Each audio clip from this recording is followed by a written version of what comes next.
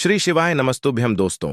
देवउठनी एकादशी पर जिस घर में खाई जाती है ये 3 सब्जियां साल भर धन बरसता है, धन की देवी माता लक्ष्मी दौड़ी चली आती है। नमस्कार दोस्तों, स्वागत है आपका आपके अपने चैनल मतंग दृष्टि में। तो दोस्तों, जय मां लक्ष्मी कमेंट बॉक्स में जरूर लिखें और धन की देवी माता लक्ष्मी की कृपा आपके पूरे परिवार पर बरसती रहे। देवउठनी एकादशी पर जिस घर में यह 3 सब्जियां खाई और बनाई जाती है उसे घर में धन की देवी माता लक्ष्मी का सदा ही वास रहता है। भक्तों, यह चीज उसे घर में कभी नहीं होती धन की कमी। दोस्तों, हिंदू सनातन धर्म में देवउठनी एकादशी का त्योहार बड़े ही धूमधाम से मनाया जाता है। कहा जाता है कि देवउठनी एकादशी पर भगवान विष्णु निद्रा से बाहर आए हैं। देवउठनी एकादशी का हिंदू शास्त्र में विशेष महत्व होता है। कार्तिक माह के शुक्ल पक्ष में आने वाली एकादशी तिथि को देवउठनी एकादशी कहा जाता है। देवउठनी एकादशी प्रबोधिनी एकाद और देवभूतनी एकादशी के नाम से भी जाना जाता है। कार्तिक मास के शुक्ल पक्ष की एकादशी तिथि को मनाई जाती है। इस दिन भगवान विष्णु 4 माह के बाद युग निद्रा से जागते हैं। उसके साथ ही चातुर्मास का समापन होता है। देवउठनी एकादशी के दिन फिर से शादी, विवाह, मुंडन संस्कार, सगाई समिति आदि सभी मांगलिक कार्यों की शुरुआत हो जाती है। फिर देवउठनी एकादशी के अगले दिन दूरदर्शी तिथि में तुलसी विवाह का आयोजन कराया जाता।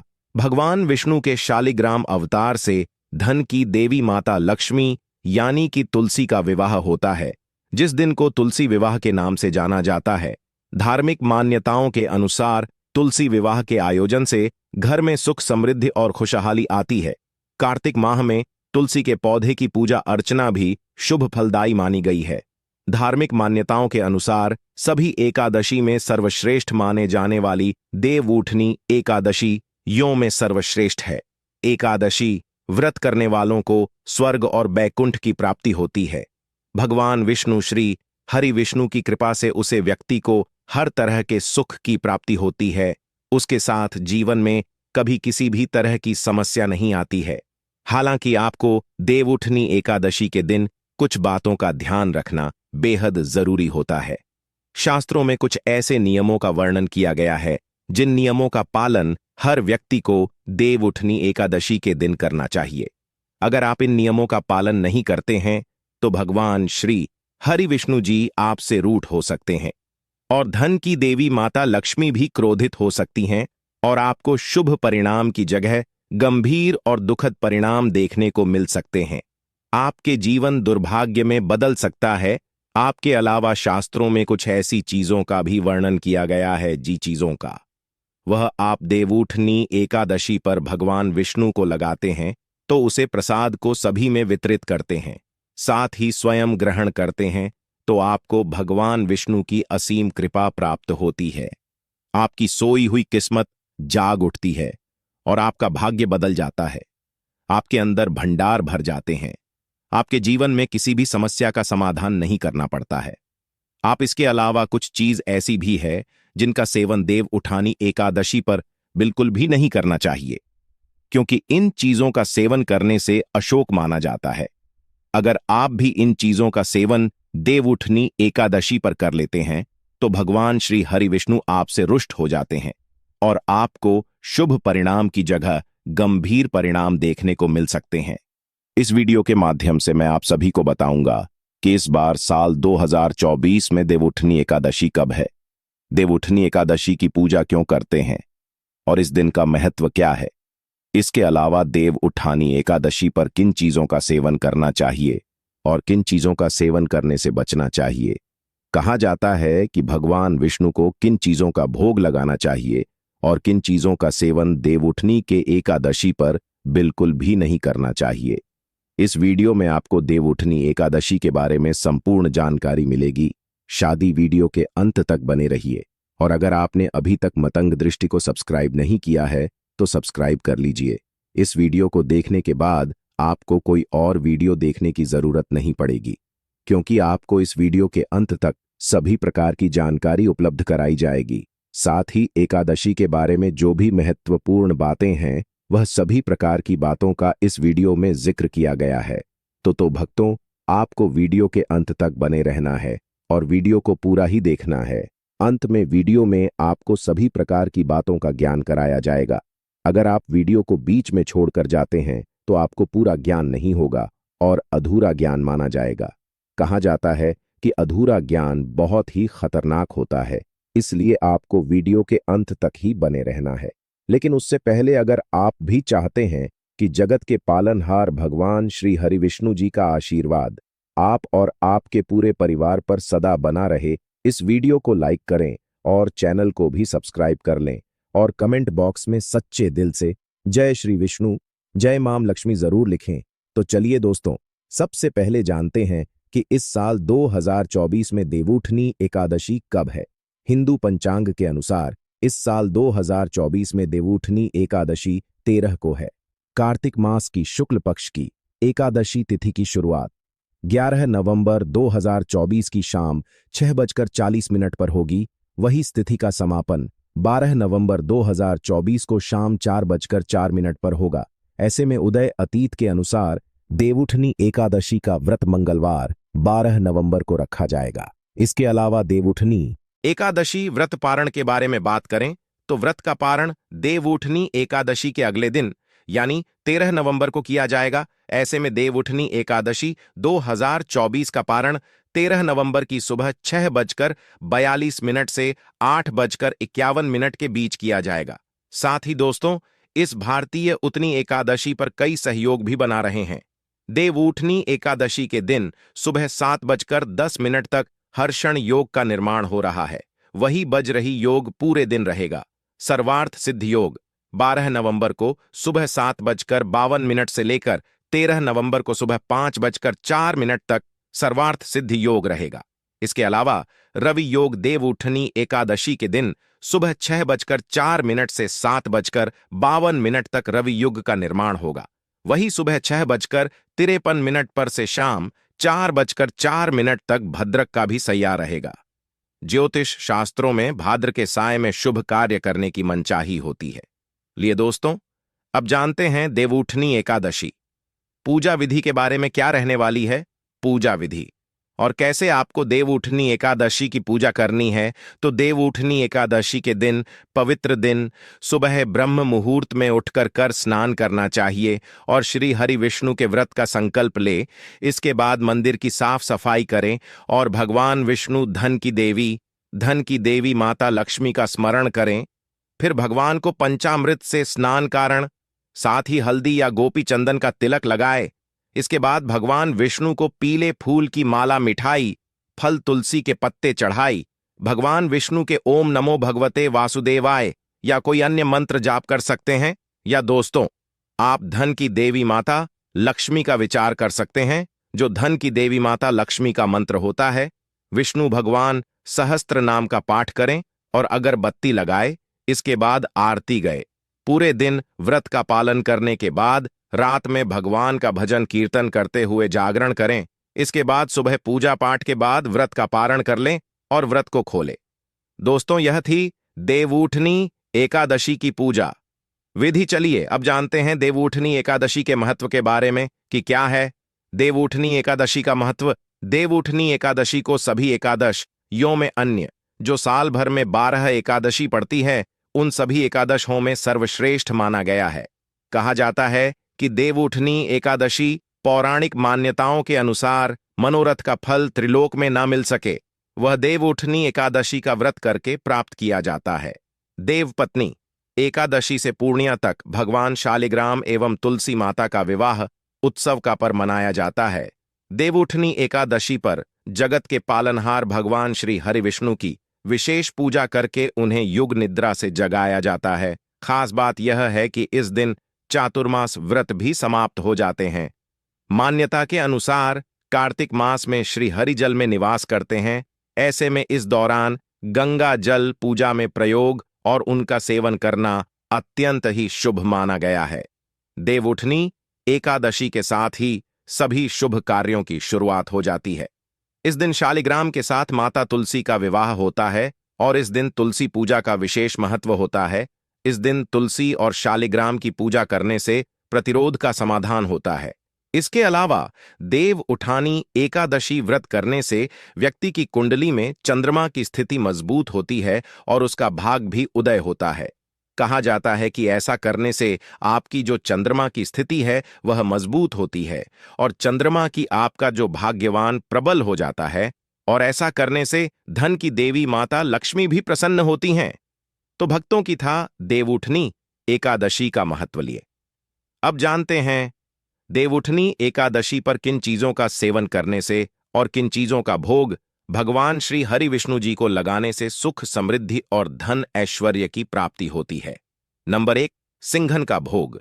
दोस्तों, जो सीजन चल रहा है उसमें सिंघन का बहुत ही ज्यादा महत्व माना गया है, और जो इस वाले सीजन है वह सिंघाड़े आसानी से उपलब्ध भी हो जाते हैं।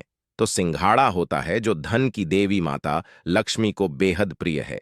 इसलिए देवउठनी एकादशी के दिन भगवान श्री हरि विष्णु जी को सिंघाड़े का भोग लगाने से धन की देवी माता लक्ष्मी परेशान होती है और सदा को धन की देवी माता लक्ष्मी की असीम कृपा प्राप्त होती है, जिसे जो शादी के अन्य धन के भंडार भी भरे रहते हैं, माता रानी की असीम कृपा होती है। चलिए अब नंबर 2 जरा जान लेते हैं। नंबर 2 है तिल का भाव, जो तिल होता है।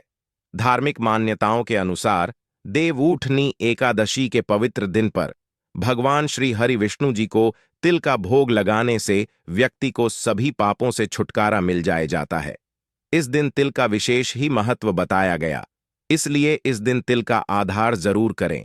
ऐसा करने से व्यक्ति कभी नरक नहीं जाता है और उसे स्वर्ग की प्राप्ति होती है।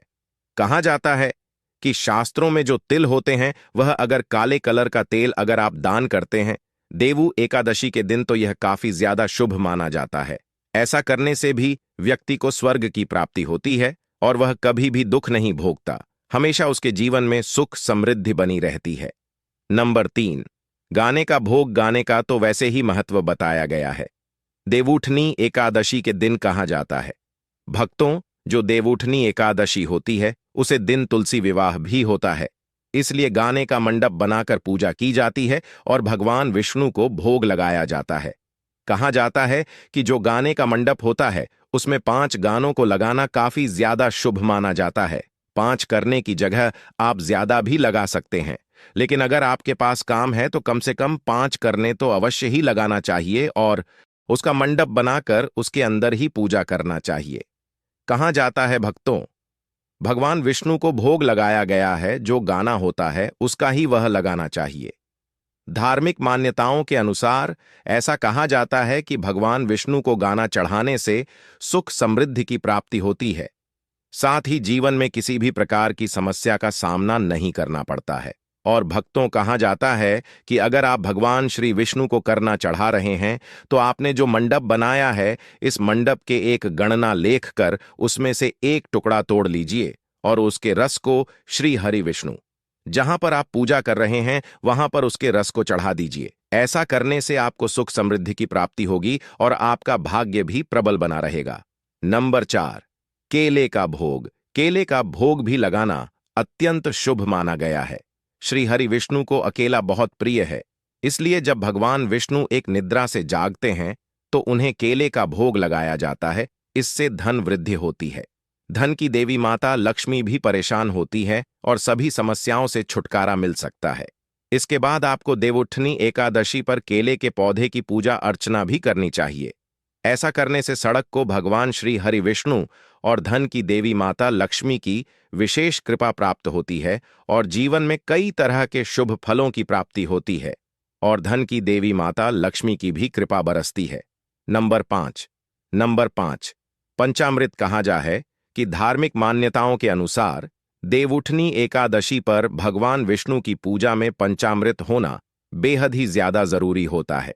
बिना पंचामृत के भगवान विष्णु को भोग नहीं लगाया जाता, इसलिए देव उठानी एकादशी तिथि के दिन भगवान श्री हरि विष्णु को दूध, शहद, घी, शक्कर से बने पंचामृत का भोग अवश्य लगे और उसे पंचामृत में तुलसी का एक पत्ता जरूर ही डाले।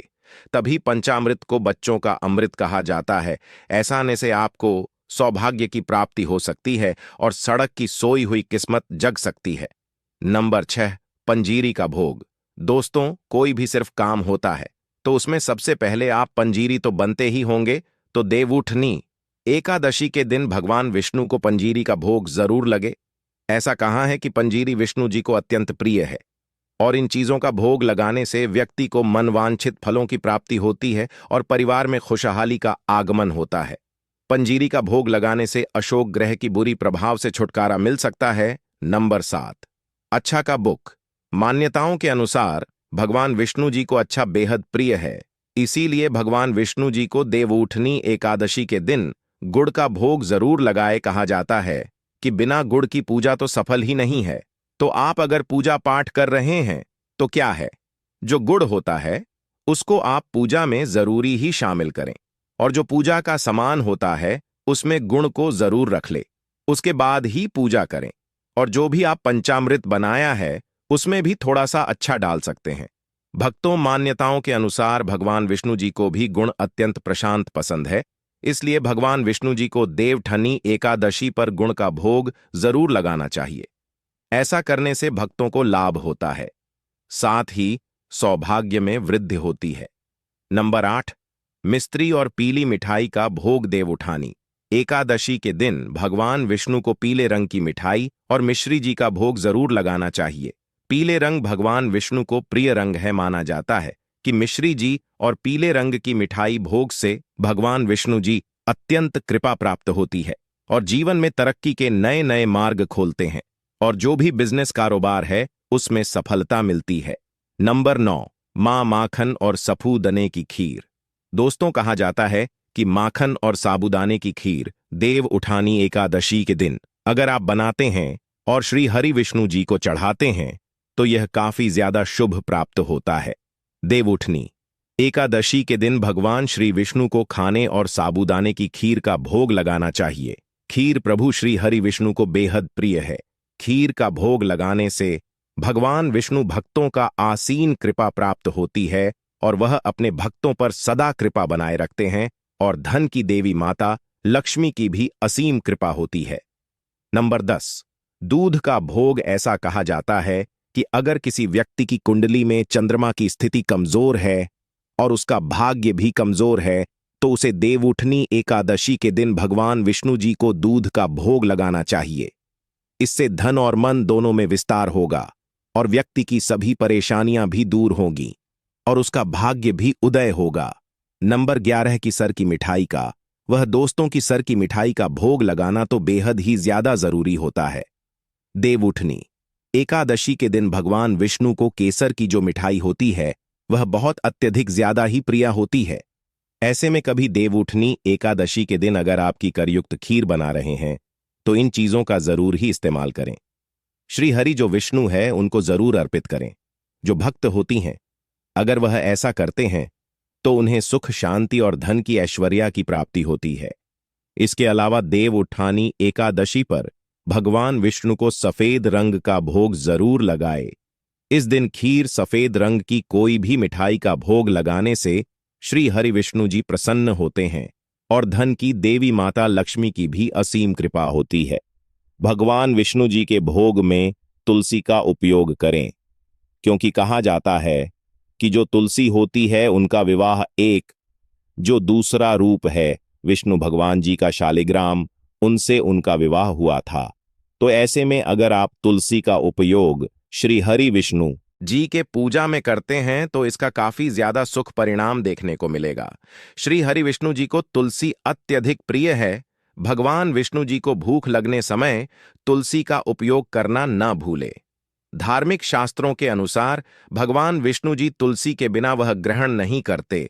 साथ ही भगवान के भोग में सिर्फ सात्विक चीजों का प्रयोग करना चाहिए। भूख में प्याज लहसुन का प्रयोग वर्जित होता है क्योंकि यह सात्विक आहार में नहीं आती। इसके अलावा भगवान विष्णु की भोग में तीखी चीजों के इस्तेमाल से बचना चाहिए और भगवान विष्णु को भोग लगाने के बाद भूख को कुछ देर पूजा स्थल पर ही रख देना चाहिए और भोग लगाने के बाद भगवान विष्णु को प्रणाम कर थोड़ी देर के लिए वहां से हट जाना चाहिए। भगवान की भूख के साथ एक लौटा जल भी रखना चाहिए। इसके अलावा भगवान को भोग लगे हुए भोजन का थोड़ा सा हिस्सा निकालकर गाय को जरूर खिलाना चाहिए। इसके बाद ही उसे बुक को प्रसाद के तौर पर बांटना चाहिए। मान्यताओं के अनुसार बताया गया है कि देवउठनी एकादशी पर गाय को कुछ ना कुछ चीज जरूर खिलाना चाहिए। आप जो भोग बना रहे हैं, आप उसमें से जो 2 पूरी होती हैं या जो थोड़ी सी खीर होती है वह निकाल सकते हैं और गौ माता को जरूर खिलाएं। इससे कहा जाता कि गौ माता जो होती है उसके शरीर पर 33 करोड़ देवी देवता निवास करते हैं। अगर आपने गौ माता को भोग चढ़ा दिया तो मालूम 33 करोड़ देवी देवताओं को भोग चढ़ा दिया। कहा जाता है कि गौ माता को पूजन खिलाने से पितृदोष से भी मुक्ति मिलती है। अगर आप परेशान हैं पितृदोष से तो आपको उसे दिन गौ माता को यह पुड़िया जरूर खिलानी है, तो आपको पुत्र देश से हमेशा के लिए मुक्ति मिल जाएगी। दोस्तों, ये थी चीज जिनका वह भगवान विष्णु को लगाने से आपको भगवान विष्णु और धन की देवी माता लक्ष्मी की असीम कृपा प्राप्त होती है। चलिए अब जान लेते हैं देवउठनी एकादशी पर किन चीजों का सेवन भूलकर भी नहीं करना चाहिए। इससे आपको पाप लग सकता है और आप आपकी भागीदार बन सकते हैं। नंबर 1 है चावल। चावल को एकादशी के दिन खाना बहुत ही ज्यादा गलत माना गया है। ऐसा कहा जाता है कि एकादशी के दिन चावल का सेवन करना नाश के बराबर कहा गया है। जिस घर में एकादशी के दिन चावल खा जाता है उसे घर का नाश अवश्य ही माना गया है। और एकादशी के दिन चावल तो भूलकर भी नहीं खाना चाहिए। कहा जाता है कि देवउठनी एकादशी के दिन किसी भी व्यक्ति को भूल से भी चावल का सेवन नहीं खाना चाहिए। चावल से बीजों चीज बनी चीज है जो इस दिन दूर ही रहना चाहिए। ज्योतिष का कहना है कि चावल खाने से मां और शरीर स्थल नहीं रहता है। चावल को भविष्य ऐन कहा जाता है। यह देवी देवताओं का भजन माना गया है। ऐसे में इस दिन चावल खाने से व्यक्ति को सारे पुण्य नष्ट हो जाती है। अगर कोई एकादशी के दान चावल गलती से भी खा लेता है तो उसके जितने भी पुण्य हैं वह सारे के सारे नष्ट हो जाते हैं। तो दोस्तों, आपको एकादशी वाले दिन चावल खाने से बचना चाहिए। कहा जाता है कि अगर कहीं भी पूजा पाठ होती है तो वहां पर चावलों का सबसे ज्यादा महत्व माना गया है। चावल के बिना पूजा पाठ अधूरी मानी गई है। अगर आप किसी को तिलक भी करते हैं तो सबसे पहले चावल को लिया जाता है और रोड़ी के साथ तिलक किया जाता है। नंबर 2, जो देवउठनी एकादशी के दिन तिथि पर जो और सेम फली को खाने भी वर्जित माना गया है। इसके अलावा देव उठानी एकादशी के दिन प्याज और लहसुन के सेवन से बचना चाहिए, क्योंकि यह दोनों तामसिक भोजन में आते हैं। यदि आप इन व्रत में खा रहे हैं तो नहीं खाना चाहिए। भक्तों, कोशिश करें कि सात्विक भोजन ही करें। इस दिन मानस मंत्र और उन्नति के वह मसालेदार चीजों का सेवन भी नहीं करना चाहिए। देवउठनी एकादशी तिथि के दिन पूरे दिन पूरी तरीके से सात्विक भोजन ही करना चाहिए। जो भी फलाहार चीज होती है उनका सेवन भी कर सकते हैं। नंबर 3, पान। देवउठनी एकादशी के दिन भगवान नारायण को पान अर्पित किया जाता है। ऐसे में व्यक्ति को पान नहीं खाना चाहिए, नहीं तो भगवान श्री हरि विष्णु आपसे नाराज हो सकते हैं और आपको शुभ परिवार की जगह अशोक परिणाम देखने को मिल सकते हैं, जिससे आपको जीवन दुर्भाग्य में बदल सकता है और जीवन भर आपको कठिनाइयों का सामना करना पड़ सकता है। नंबर 4, चने की दाल। दोस्तों, देवउठनी एकादशी के दिन मसूर की दाल और चने की दाल, उड़द की दाल, गोभी, गाजर, शलजम, पालक, साग आदि का सेवन नहीं करना चाहिए।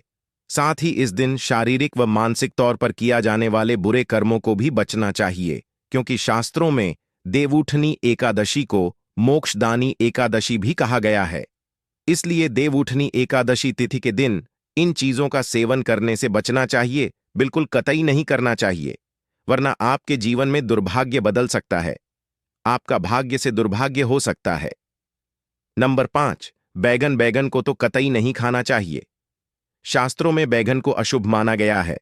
ऐसे में देवउठनी एकादशी पर बैगन का भी सेवन नहीं करना चाहिए, क्योंकि कई लोग होते हैं उनको जो बैगन होती है वह जब दीप जो देव भगवान होती है वह सो जाते हैं तो उनको बिल्कुल भी छोड़ देते हैं।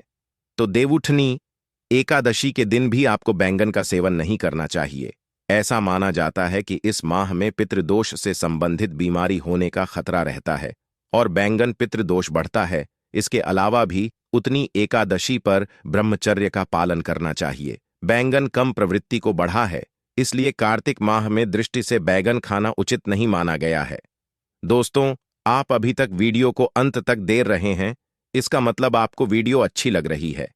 तो अब आपका भी एक फर्ज बनता है कि वीडियो को लाइक करें और चैनल को सब्सक्राइब कर लें, क्योंकि जो मतंग दृष्टि चैनल है भाई, आपको नए प्रकार की जानकारी उपलब्ध कराता है, तो चैनल को अभी सब्सक्राइब कर ले। चलिए अब आगे बढ़ जाते हैं। यह गलत माना गया। इसकी वजह से बैगन को धार्मिक दृष्टि से अशुद्ध माना गया है। अगर आप गलती से भी बैगन एकादशी पर बैगन का सेवन कर लेते हैं तो आपको शुभ परिणाम की जगह अशोक परिणाम देखने को मिलते हैं, जिससे आपका जीवन दुर्भाग्य में बदल सकता है और आपको आर्थिक तंगी जैसी समस्याओं का सामना भी करना पड़ सकता है। आपकी आर्थिक स्थिति भी बिगड़ सकती है। का भजन देवउठनी एकादशी के दिन किसी दूसरे के दिन घर का भोजन नहीं करना चाहिए, यहां तक कि किसी दूसरे के घर का पानी भी नहीं पीना चाहिए। ऐसा करने से अशोक माना जाता है। ऐसा करने से आपके घर में नकारात्मक ऊर्जा का बस होता है, जिससे गम अशांति का महत बना रहता है और आपके घर में खुशहाली नहीं आती है। नंबर 7, भाषा भजन। अन्य जो बांसी रोटी होती है, भक्तों गीता में बांसी भोजन को तामसिक और रोगवर्धन बताया गया है। ऐसी में भोजन को आप पवित्र भी श्रेणी में खा गया है। इसलिए बासी और जला हुआ भोजन देवउठनी एकादशी व्रत के व्रत में नहीं खाना चाहिए। अगर आप व्रत में नहीं भी रख रहे हैं तभी आपको देवउठनी एकादशी पर भाषा भोजन नहीं खाना चाहिए। दोस्तों, ये भी थी चीज जिनको आपको सेवन देवउठानी एकादशी पर बिल्कुल भी नहीं करना चाहिए। अगर वीडियो अच्छी लगी हो तो मतंग दृष्टि को जरूर सब्सक्राइब करें और ऐसे ही जानकारी प्राप्त करने के लिए वीडियो को लाइक करें और चैनल को सब्सक्राइब करें।